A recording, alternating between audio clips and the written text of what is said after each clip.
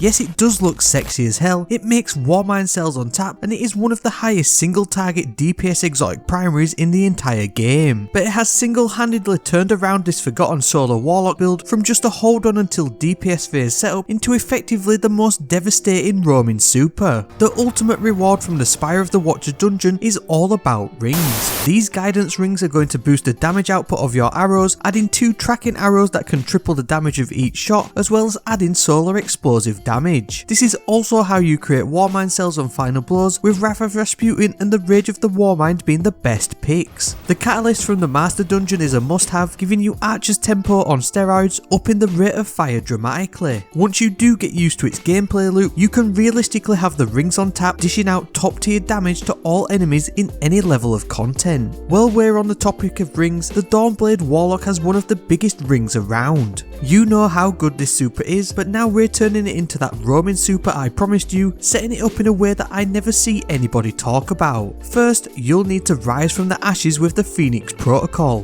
This will basically half your super cooldown on final blows or assists whilst within your Well of Radiance super. It has diminishing returns after 50%, but you can still easily chip way into 75% or more of your super returning by just damaging further targets. Well is already one of the fastest charging supers too, and then with stuff like the Ashes to Assets on top of a Touch of Flame Solar Blob Grenade or even Orbs of Power from Harmonic Siphon, you'll be popping them back to back. But the true unlimited power of this build all stems from a supremely potent Fragment Combo. This combo of fragments is only really seen on true roaming supers like Golden Gun, Hammers or even the Warlock's Daybreak super. But thanks to how Well of Radiance works, classing final blows from your weapons whilst within a well as abilities, you can just make everything go.